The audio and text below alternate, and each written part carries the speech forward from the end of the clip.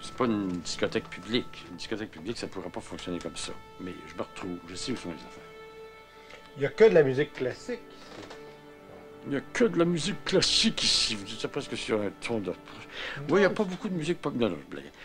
Ouais, il n'y a pas beaucoup de musique populaire. Il y a des petites affaires derrière la porte, là. Mais non, non, j'ai pas beaucoup de goût pour ça, non. Est-ce que vous écoutez du jazz, des choses? Non, j'aime pas ça, le jazz, pas du tout. Ah non? Non, mais j'aime certaines chanteuses noires comme Sarah Vaughan ou des trucs... même j'ai un certain goût pour certains rock. Enfin, il y a des gens qui trouvent ça tellement scandaleux, mais je trouve que ça sonne. J'aime le son et le rythme de certaines de ces réalisations. Il n'y a pas toutes, là. Il y en a qui prennent chaud automatiquement. Mais il y en a où il y a vraiment une recherche intéressante. Qu'est-ce que vous trouvez? Ça sonne.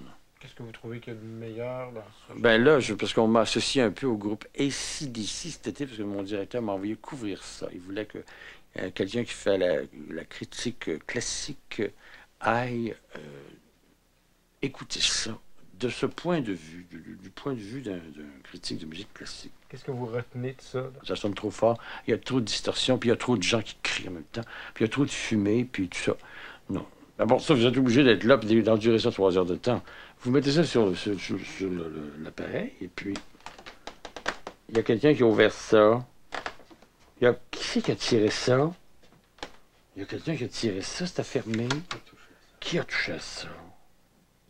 Quand je suis arrivé ici, moi, il y a 18 ans, il y a la moitié. Je pensais d'avoir de la place pour le restant de ma vie, puis c'était empilé, puis j'en ai encore dans le hangar qui sont pas lavés, des choses de seconde main que j'ai trouvées. Voyez-vous, le premier enregistrement de Derek Progress, le premier, parce que Stravinsky l'a fait 2 fois, il l'a refait en stéréo, puis ça a été réédité en compact. Le premier est une rareté. Voilà. On m'a apporté ça tout à l'heure. Faut que je passe ça. Je sais pas d'où ça vient des magasins. Quelqu'un qui m'a trouvé ça dans les magasins. Il faut que ça passe à l'alcool.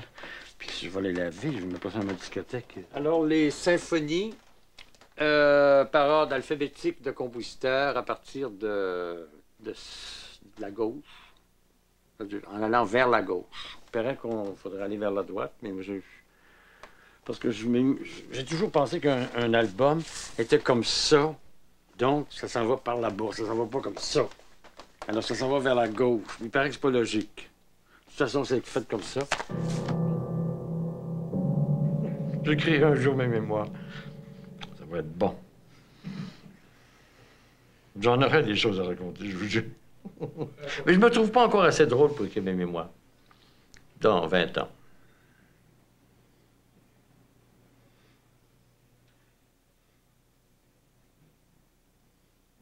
Mais vous savez, je suis l'homme le plus doux et le plus sensible du monde. C'est vrai? Même en disant ça, j'ai presque les larmes aux yeux. C'est vrai? Je suis pas méchant. Les gens pensent que je suis méchant. Je suis pas méchant du tout. Je dis des méchancetés sur certaines personnes qui le méritent. Ça, c'est pas pareil. Je suis pas méchant. Je suis peut-être malin. Je suis rentré dans un journal. Puis ensuite, ben, j'ai été appelé à faire des comptes rendus. On dit, lui, il connaissait la musique un peu. Il y avait un petit concert. C'était dans une ville, c'était à Sherbrooke, plus précisément. Et puis, il y avait peut-être 3 concerts par année. Et puis, évidemment, j'avais déjà ma plume aiguisée, il faut croire, à ce moment-là, parce que ça n'a pas duré longtemps que les dames patronesses du coin ont fait des pressions, parce que j'avais osé écrire que peut-être que la chanteuse, à un moment donné, c'est peut-être pas tout à fait juste. Ça, on ne peut pas prendre ça. La porte m'a rendu un grand service. C'est comme ça que je suis devenu critique.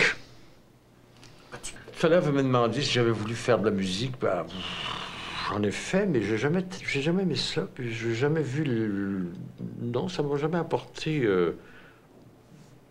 pas de plaisir, mais ça m'a jamais satisfait.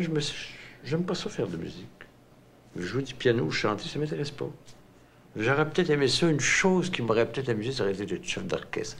Parce que je suis un peu baveux.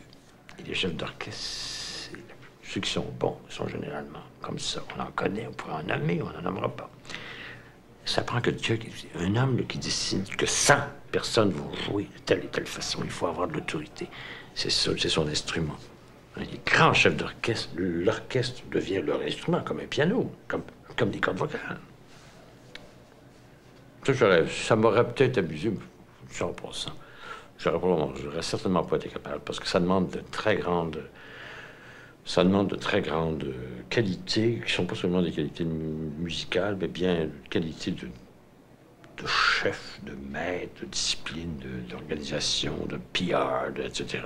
Ça peut être des gens qu'on aime bien, puis ça peut être des gens qu'on n'aime pas. Puis malheureusement, ils jouent bien ou ils chantent bien, mais ils sont détestables ou ils sont surtout des gens mal élevés. Je pourrais nommer certains violonistes, qui est mort de toute façon aujourd'hui. C'était un homme exécrable, un enfant. Mais il jouait bien, comme je lui ai dit. Vous êtes un grossier personnage, mais vous jouez comme un dieu. Je lui ai dit, un jour. Il avait assez le sens du mot pour l'accepter. Oh, ça devient payable. J'ai une photographie, vous allez voir la maison où le studio a été composé. Nelligan. Voyez-vous en arrière, là, le studio blanc, là, c'est là. Je peux le filmer, là. C'est mon voisin immédiat. Je peux cogner dans les murs. Ben là, il faudrait que j'enlève un peu de disque, puis bang, bang, puis il entendrait. Si vous passez un peu, vous allez voir la terrasse de Michel Tremblay, là-bas.